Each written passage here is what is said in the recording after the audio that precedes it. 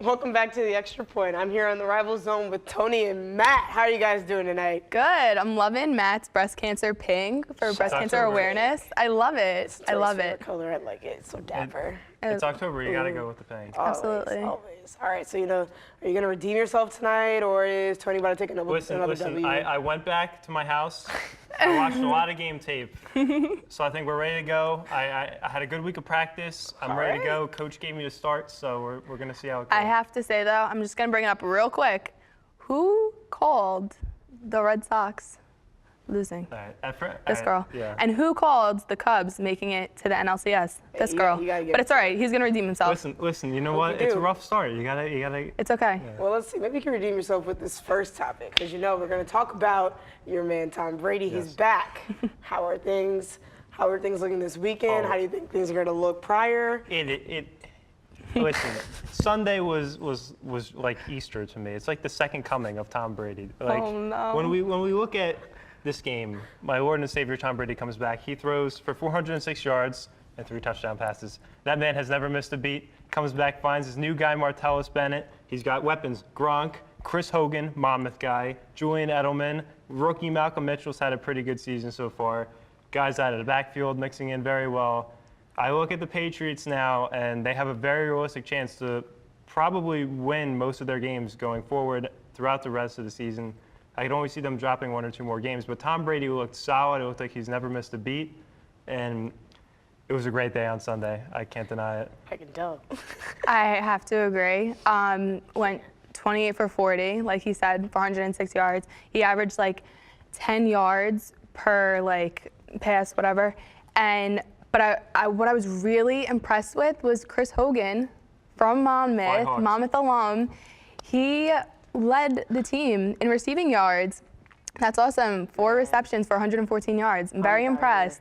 I was very impressed with the outing by the Patriots. But then again, I want to see them against someone of a little bit more, I don't know, talent, I guess. Do we have a Vikings game coming up? Is that For the Patriots? No, they don't play the NFC That's so North. upsetting, man. I would love to see I that. don't think it would be a close game, though. Ooh. Got a lot of confidence The Vikings in don't have a lot to offer on offense, so that would be, yeah. Oh, man. But listen. This week's going to be tough against Cincinnati, but we just talked about it a little while ago. I don't see Cincinnati as a threat. Honestly, the Patriots are just a good overall team. Top 15 defense, really top 10 defense, top 5 offense in the league.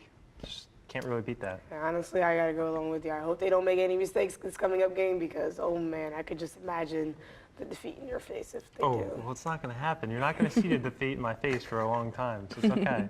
All right, but do you see let me ask this real question though. Do you see that maybe happening with if you could name any team that they do play, is there any team you see them actually losing? Denver Broncos. Week 12. 100% agree. Week 12. That's probably the only game they will lose, other than the Pittsburgh Steelers maybe. But and then if they just decide to not start anybody week 17, if they already clinched a spot, I could see them losing against the Dolphins.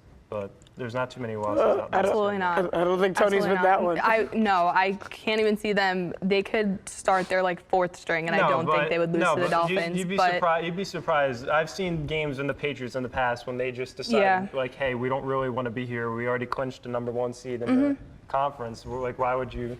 There's against some, the Jets. You could tell. Season. Huh?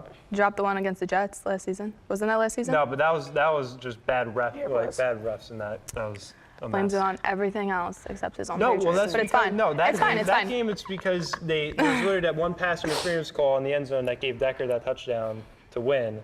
So, it's whatever. It's all right. It's fine. All right. I don't have excuses, but. No, I have to say, though, I was impressed with Tom Brady. But I hope did. It continues. To me, it didn't surprise me. Right. It never surprised me. It's Tom Brady. It's Tom Brady. Honestly, it never surprised me either.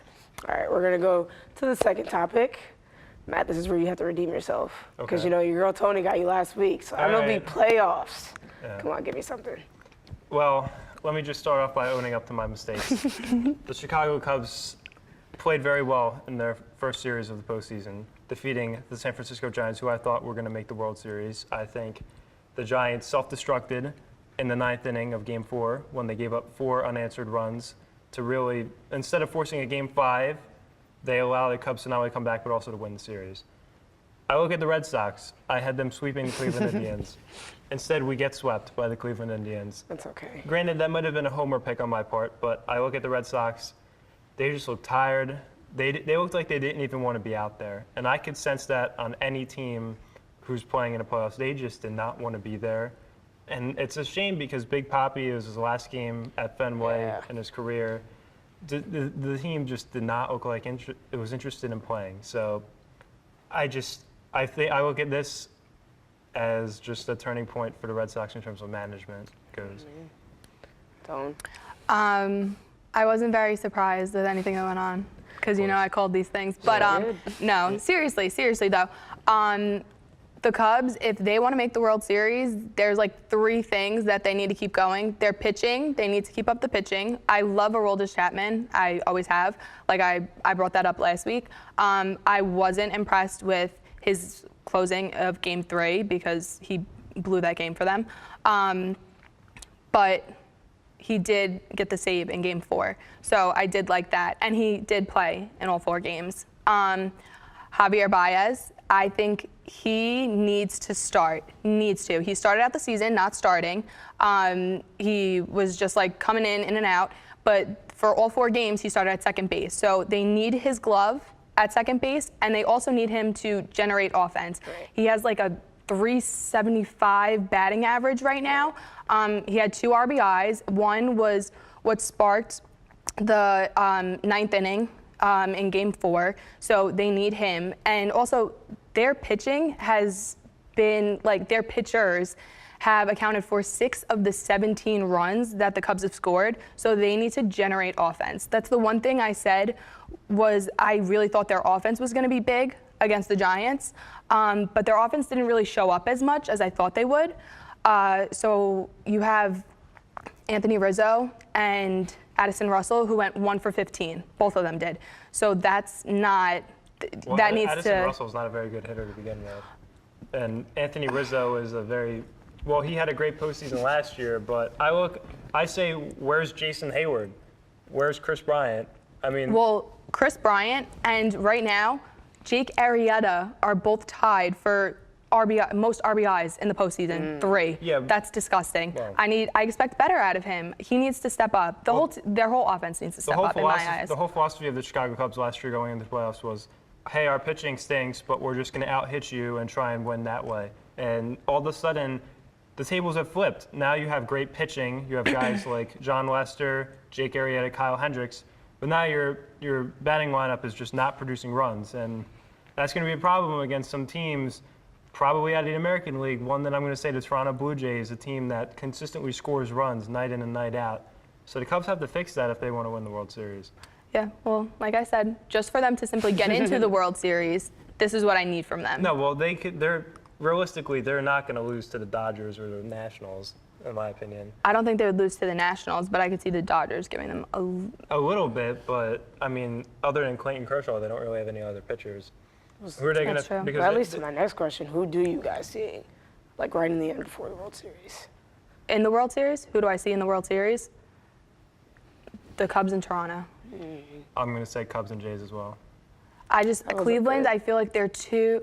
Actually, I don't know because I feel like they could really. Overrated. I think that's what they are. You said this last week. Come on, I still think they're overrated. I'm sorry. I mean, realistically, their offense didn't look that good against a Boston pitching staff that, even as a fan, I'm going to say was just terrible. I mean, let's face it, you can't exploit a guy like Clay Buchholz, so you're going to exploit a guy in the World Series or against the Blue Jays even. The Blue Jays have a lot of good pitchers, a couple Cy Young candidates. I just think the Indians are overrated in my opinion. Oh, man. I don't think they're overrated, but I don't think so. I don't think so. I think you have Francisco Lindor, who is huge in that shortstop position, and he's going to be huge as the years progress. Jason Kipnis, he's been on a huge aspect on offense. Jose Ramirez. Napoli. Well, Napoli had a pretty bad series against the Red Sox. He hasn't produced in offseason. But if they want to make it to the World Series, he's someone who needs to have a better series against the Blue Jays. But I don't see them beating the Blue Jays. Yeah, there's just too much firepower that Toronto has to offer. Donaldson. Encarnacion, Bautista, Saunders, Martin. Their lineup's stacked. I like their pitching too. All right. Sanchez. Let's see. All right. I like this topic. You guys are doing good with it. All right.